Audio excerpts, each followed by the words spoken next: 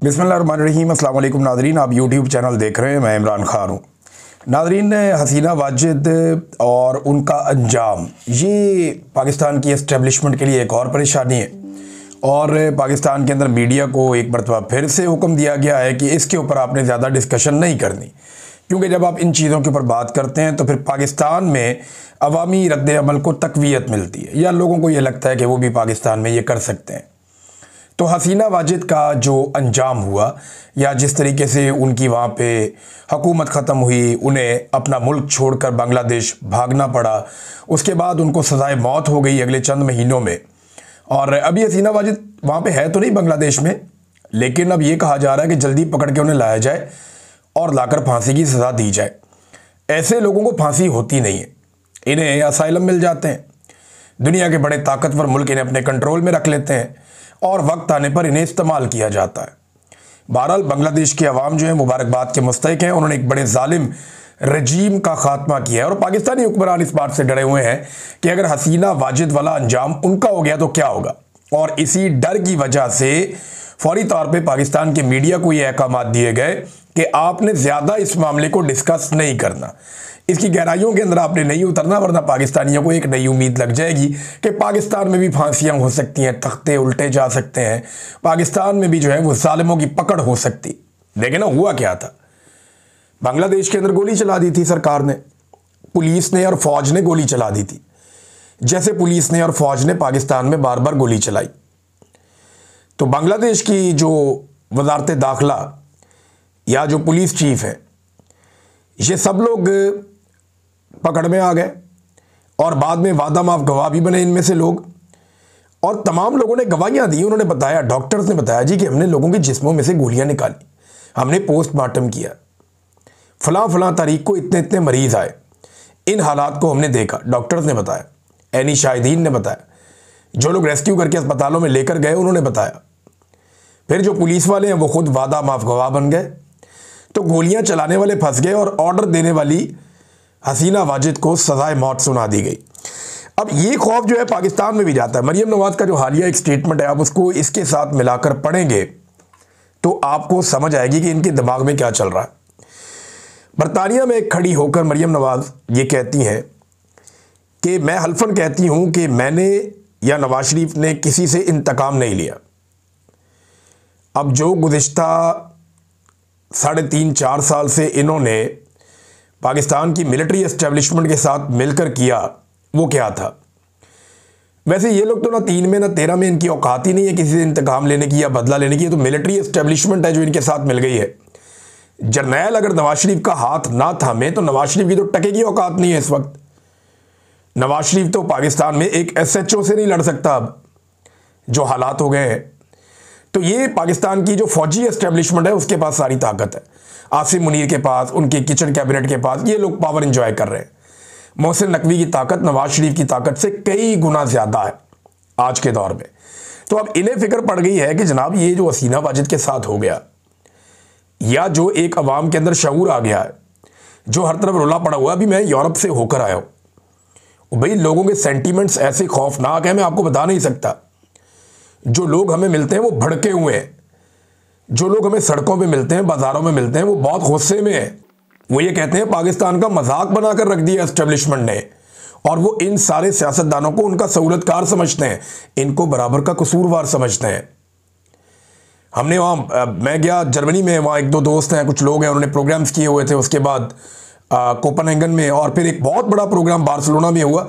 मैं जितने लोग वहाँ तशरीफ़ लाए उनका शुक्रिया अदा करना चाहता हूँ। बहुत सारे लोग वो अंदर नहीं आ पाए क्योंकि वो सारा हॉल भर गया था, लोग कुर्सियों पे छोड़कर सीढ़ियों पे बैठे हुए थे। और जितने वहाँ मुकर्रीन थे उन सब ने दबाकर बात की मिलिट्री एस्टेब्लिशमेंट के खिलाफ, दबाकर सब ने जर्नैलों की ज़्यादतियों के खिलाफ आवाज़ उठाई। सब ने आवाज़ उठाई कि बड़ा जुल्म किया गया पाकिस्तान के अंदर, लगातार जुल्म किया गया।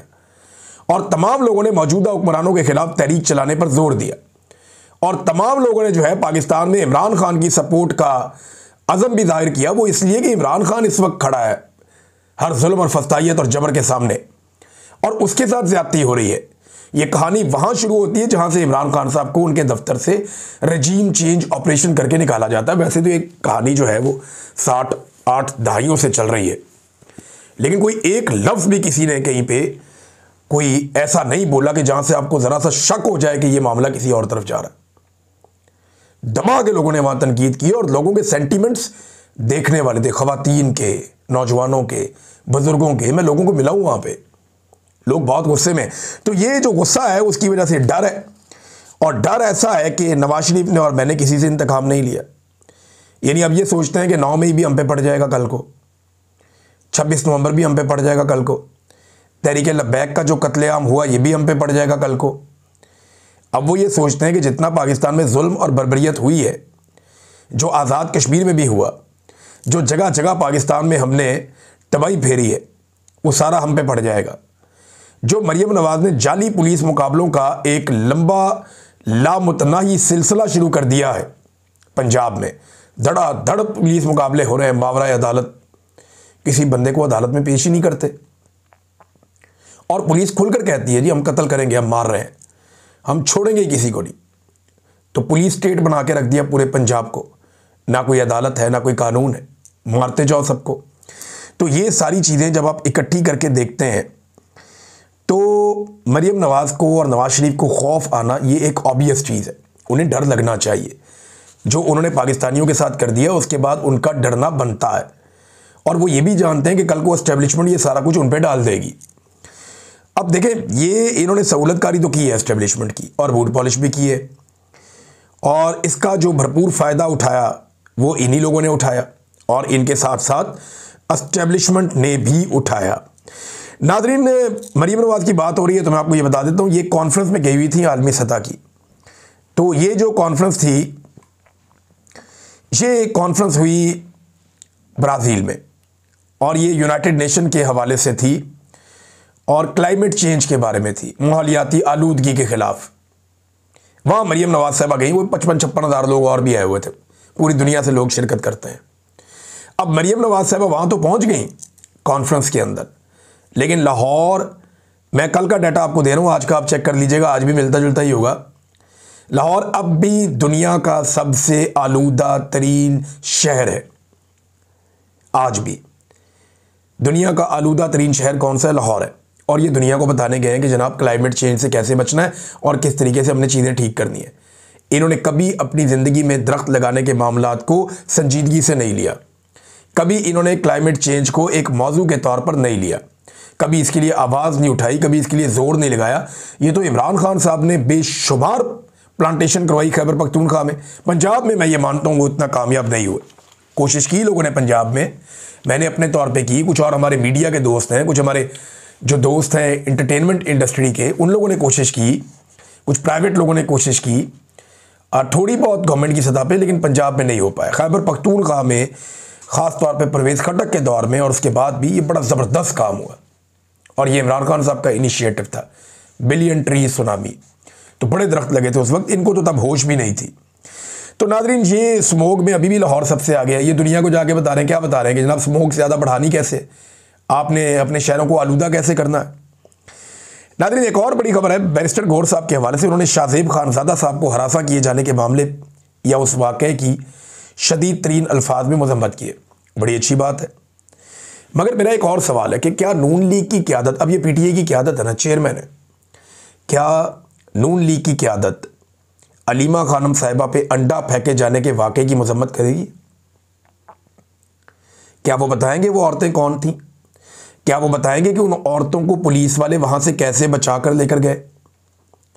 क्या वो बताएंगे कि सरेआम उन्होंने अंडा फेंका और अंडा फेंकवाया गया साजिश के तहत, फिर उन औरतों को वहाँ से महफूज रास्ता दिया गया, फिर उसके बाद उन्हें घर भेज दिया गया? आज तक कुछ पता नहीं है कहाँ हैं वो औरतें।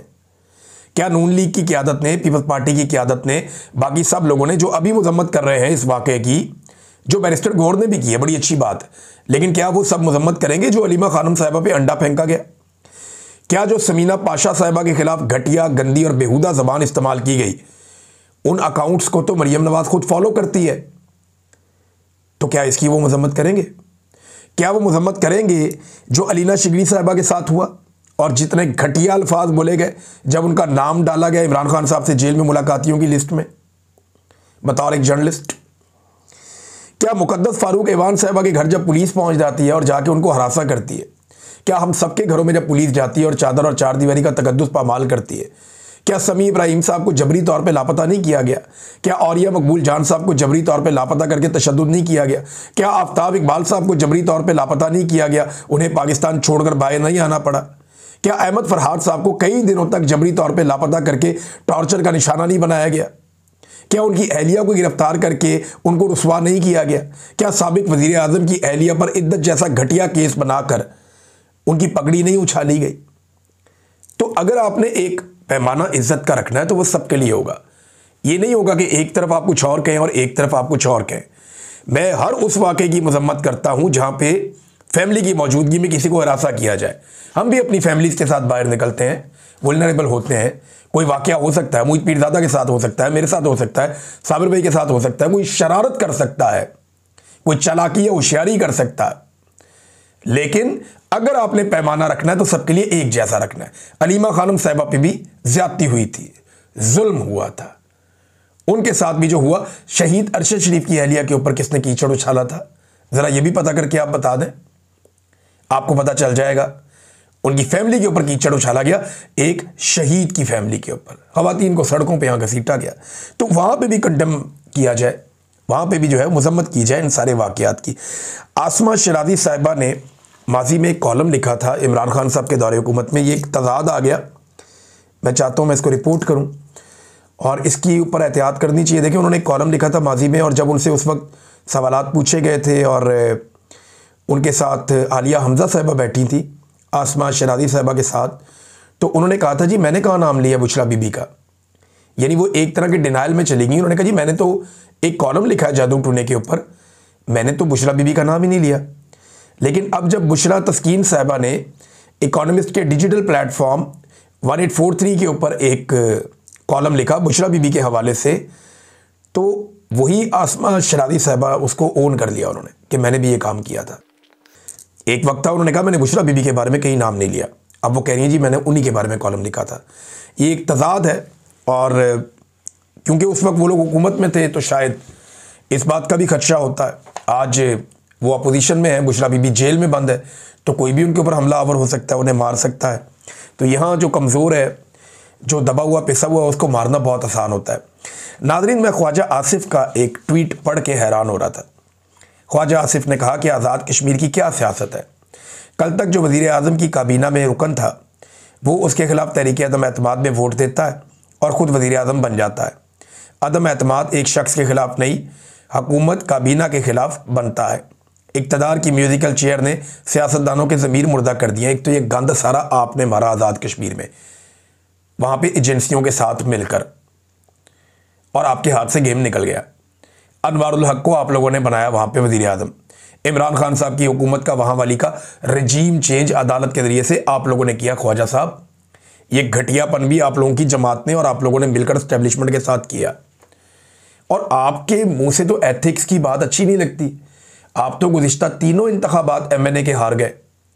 एक दफ़ा आप उस्मान डार से हार गए, दोबारा फिर आप उससे हार गए, तीसरी दफ़ा आप उसकी वालदा से इलेक्शन हार गए, और तीनों मरतबा आपने, एक मरतबा जनरल बाजवा से आपने खुद बताया कि आपने व्हाट्सएप पे बात की जनरल बाजवा से, और बात करने के बाद आपने सीट ली।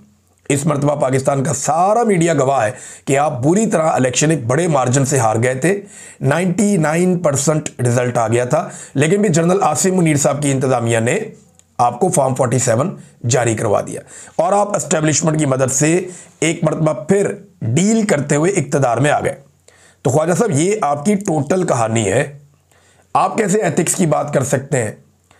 एक खातून पे तशद्दुद करवा के, उसके बच्चों को बार बार अगवा करवा के, गिरफ्तार करवा के, पूरे खानदान को जलील और रुसवा करके, हज़ारों कारकुनों को जेलों में डालकर, फिर भी आप इलेक्शन हारने के बावजूद जाली फॉर्म 47 लेकर आए। आपके मुंह से जेब नहीं देती ये बात। या तो आप कहते ना, नवाज शरीफ साहब भी कहते कि मैं इलेक्शन हार गया हूं, मैं अब बाहर बैठूंगा, लेकिन आपको इक़्तिदार में आने का भी शौक था। नाज़रीन, पब्लिक अकाउंट्स कमेटी में एक इंकशाफ हुआ, वो ये है, और ये सरकारी इंकशाफ है। इंकशाफ ये है कि शुगर माफिया हाल ही में मजीद 200 अरब रुपए का कौम को चूना लगा चुका है। ये अभी हाल ही में, और अभी मजीद चूना वो लगा रहे हैं किसानों को। गन्ना नहीं खरीद रहे, रोका हुआ है, गन्ने का वजन कम हो रहा है, क्रशिंग सीजन को आगे लेकर जा रहे हैं। 15 नवंबर तक शुरू हो जाना चाहिए था, लेकिन नहीं कर रहे। क्रशिंग सीजन को आगे लेकर जा रहे हैं, जानबूझकर उसको आगे बढ़ा रहे हैं ताकि किसान का नुकसान हो, और किसान को पेमेंट तो ये वैसे भी नहीं करते। तो एक शुगर माफिया जो है उसकी मौजें लगी हुई। और जब सवाल करते हैं शुगर माफिया कौन है, नून लीग, पीपल्स पार्टी, एस्टेब्लिशमेंट, ये पॉलिटिकल पार्टी ज्यादा शुगर माफिया को कंट्रोल करती हैं। और किसी के पास क्या होगा, ज्यादा यही लोग हैं।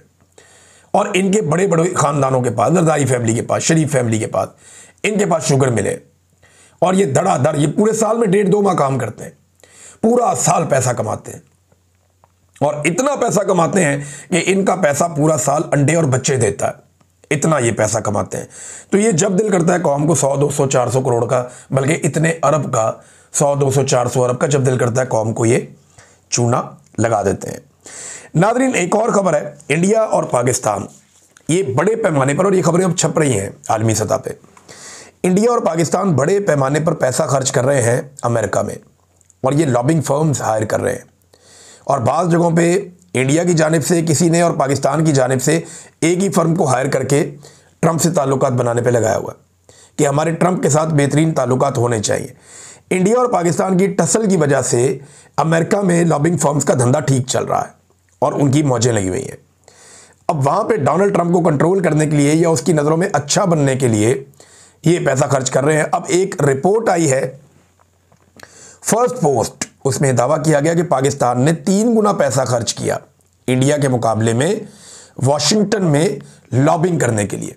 अंदाज़ा करें, कौम का पैसा है, आम पाकिस्तानियों का पैसा है।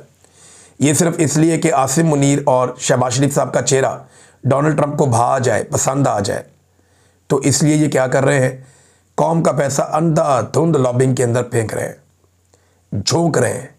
पैसा कौम का है और किसी को जवाब दे ये नहीं समझते, किसी के सामने अपने आप को जवाब दे नहीं समझते। और इसी चक्कर में इन्होंने अब इस तस्ने भी ले लिए हैं। और जिस तरह शहबाज शरीफ साहब ने जिस लेवल की बूट पॉलिश की, शू शाइन बॉय, उनको एक आलमी सतह पे खिताब दिया गया है, जिस तरह उन्होंने बूट पॉलिश की डोनाल्ड ट्रंप की शर्म शेख में, शहबाज शरीफ साहब ने शर्म भी नहीं आई, तो पूरी कौम को तो शर्म आई लेकिन उन्हें नहीं आई। तो उसके बाद तो किसी लॉबिंग की ज़रूरत ही नहीं है। ट्रंप तो एंजॉय कर रहा है इस सारी सूरत हाल को कि इंडिया भी पैसे खर्च कर रहा है, पाकिस्तान भी कर रहा है। और इंडिया के साथ जिस वक्त ट्रंप की जो ट्रेड डील है वो मुकम्मल हो जाएगी तो फिर आप देखिएगा सूरत हाल काफ़ी बदलेगी और बहुत सारी चीज़ें तब्दील हो जाएंगी। नाज़रीन, तहरीक लब्बैक की हवाले से खबर है और उन्होंने एक बयान जारी किया तर्जुमान ने। उन्होंने कहा कि मुल्क अजीज़ पाकिस्तान के अंदरूनी मामलात पर तबसरा करते हुए कहा कि नाजायज़ हुकूमत अपोजिशन लीडर पर दबाव डालने के लिए उनकी घरेलू खवातीन तक को फस्तायत का निशाना बना रही है। साद रिजवी की खवातीन और बहनों और अहलिया, उनके बारे में बताया गया, उनको गिरफ्तार कर लिया जाता है। एक जेल में कैद खवातीन की किरदार कुशी की जाती है। अब बुशरा बीबी का तस्करा कर रहे हैं। देखें, ये तहरीक लब्बैक वो जमात थी जो एस्टेब्लिशमेंट के इशारों पर खवातीन की बदतरीन तज़हीक करती थी और पाकिस्तान तहरीक इंसाफ पर हमले करती थी। एस्टेब्लिशमेंट ने इनका कत्लेआम करवाया सिर्फ इसराइल को खुश करने के लिए, अमेरिका को राज़ी करने के लिए। तो वो जो कत्लेआम हुआ उसके बाद जो तहरीक लब्बैक है उसका मौक़िफ़ तब्दील हुआ और अब वो भी हकीकत पसंदी का सामना कर रहे हैं। और अब वो भी बता रहे हैं कि जनाब जुल्म और जुल्म ही होता है, खवातीन जो है उनकी इज़्ज़त सांझी होती है। जो आप किसी और जमात के साथ कर रहे हैं हमारे साथ भी वही हो गया। तो अच्छी बात यह है कि तहरीक लब्बैक की आवाज़ें भी अब उठना शुरू हुई जुल्म के ख़िलाफ़।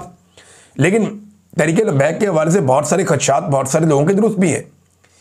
ये बहुत इंतहा पसंदी पे चले जाते हैं, बहुत अजीबो गरीब काम करते हैं, लोगों के घरों के ऊपर, उनके ऊपर अपनी ज़ाती पुलिसिंग शुरू कर देते हैं और अजीब तरीके से हर चीज़ को अपने हाथ में कंट्रोल करना चाहते हैं। ये भी बड़ी खौफनाक चीज़ है। तो इस पर भी उनको सोचना चाहिए कि अपने आप को दुरुस्त करें। अब नादरीन, साद रिजवी का या अनस रिजवी का इतने दिन गुजर गए हैं, अभी तक कोई पता नहीं चला। समझ नहीं आ रही वो गए कहाँ। उनकी फैमिली भी पुरस्कार तौर पे खामोश है। मेरी उनकी पार्टी के चंद अहम लोगों से बात हुई जो अभी तक गिरफ्तार नहीं हुए, काबू नहीं आए। और ये लोग जो हैं वो अब पंजाब में नहीं है, ये मैं आपको बता देता हूँ। उनका ये कहना है कि हमें भी नहीं पता कि साद रिजवी और अनस रिजवी कहाँ हैं और हमारा भी उनसे रब्ता नहीं हुआ। शुबा उन्हें भी यही है कि पाकिस्तान की इंटेलिजेंस एजेंसियों की कैद में है वो दोनों भाई।